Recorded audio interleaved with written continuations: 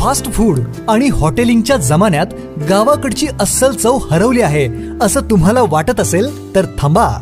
ओम श्री गुरु माऊली घेऊन आले आहेत चटण्या आणि मसाल्यांचा नैसर्गिक आणि गावाकडचा फॉर्म्युला.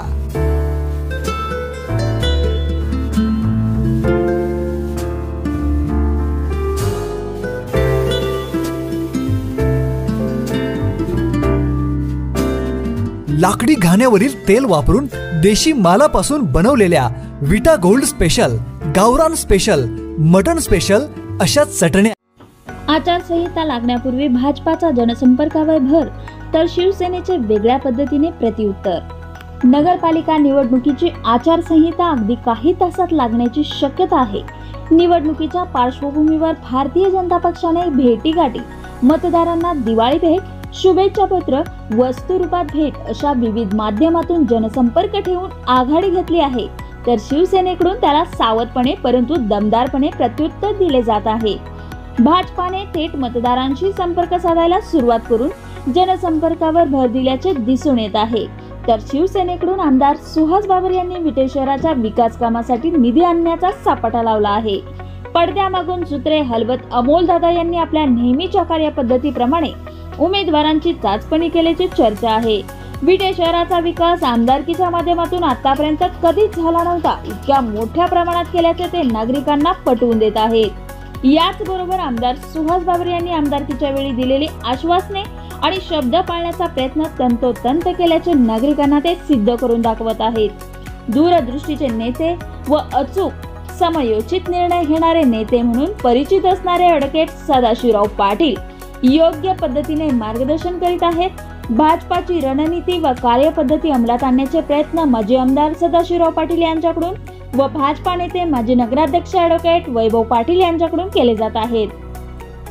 दोघेही विविध सोहळे, उद्घाटने, वाढदिवस, अन्य कार्यक्रमात उपक्रमात सहभागी होऊन कार्यकर्त्यांना रिचार्ज करण्याची प्रेरणा, प्रोत्साहन देण्याची भूमिका बजावत आहेत. आतापर्यंतचा अनुभव आणि भाजपातील लहान मोठे नेते गटांची साथ घेऊन पालिका आपल्याच ताब्यात ठेवण्यासाठी निकराचे प्रयत्न ते करतील.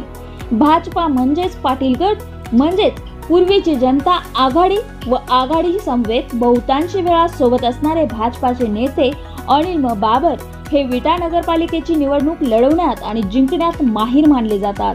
उमेदवारांची निवड, प्रचार यंत्रणा अशा सर्व पातळीवर योग्य डावपेच करून नागरिकांवर प्रभाव पाडून यश मिळवण्यात ते यश मिळवतात असा इतिहास आहे.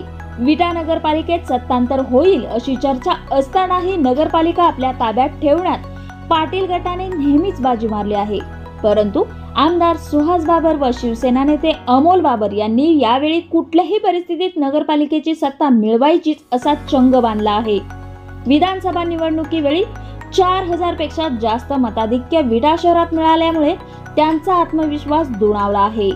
आमदारकीच्या माध्यमातून मोठ्या संख्येने विकास कामे करण्याचा प्रयत्न आणि कोट्यावधींचा विकास निधी विटे शहरासाठी आणल्यामुळे विटेकर नागरिक प्रभावित होतील असा विश्वास बाबर गटाला आहे.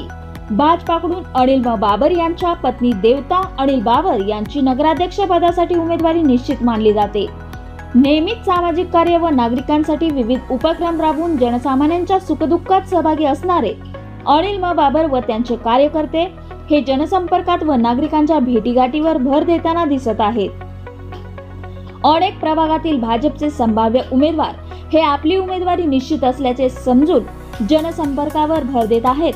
काही उमेदवार तर मी या प्रभागातील उमेदवार आहे असे जाहीररित्या बोलून दाखवत आहेत. काही उमेदवार वाढदिवस, विविध स्वरूपाचे कार्यक्रम, स्नेहभोजन या माध्यमातून प्रभागातील कार्यकर्त्यांना व मतदारांना एकत्रित करण्याचा प्रयत्न करीत आहेत. शिवसेनेकडून म्हणजेच बाबर गटाकडून काही ठिकाणच्या स्नेहभोजनाचा अपवाद वगळता जनसंपर्कात ते पिछाडीवर असल्याचे चित्र आहे. आमदार बाबर यांच्याकडून नगराध्यक्ष पदासह 27 उमेदवार निश्चित असून अजूनही काही जण प्रयत्नरत आहेत असे सांगण्यात आले. परंतु कुणाचीही उमेदवारी जाहीर न करता ते गुलदस्त्यात ठेवून सावध भूमिका घेत असल्याचे दिसून येत आहे. विटे शहराच्या विकासाच्या दृष्टीने विटे शहराच्या विकासाच्या भविष्यातील संकल्पना या शीर्षकाखाली विविध क्षेत्रातील सामाजिक दृष्टी असणाऱ्या मान्यवरांना एकत्र करून अभिनव उपक्रम राबवला. त्याला उत्स्फूर्त प्रतिसाद मिळाला. राजकारण विरहित हा उपक्रम असला तरी मतदारांसह विविध क्षेत्रातील मान्यवरांच्या मनावर प्रभाव टाकणारा हा उपक्रम असल्याचे मानले जात आहे। एकूणच निवडणुकीच्या पार्श्वभूमीवर कार्यकर्त्यांना आकर्षित करण्याचे प्रकार व मतदारांवर प्रभाव पाडण्याच्या पद्धती वेगळ्या असल्या तरी विटा नगरपालिकेच्या दृष्टीने पाटील गट व बाबर गट म्हणजेच भाजपा आणि शिवसेना यांच्याकडून नगरपालिका निवडणुकीसाठी जय्यत तयारी सुरू असल्याचे चित्र आहे आणि विटा नगरपालिका निवडणूक म्हणजे काही झालं तरी वर्षानुवर्षाची सत्ता सोडणार नाही आणि कुठल्याही परिस्थितीत सत्ता घेतल्याशिवाय राहणार नाही असा संघर्ष नगरपालिका निवडणुकीत पाहायला मिळेल अशी दाट शक्यता आहे।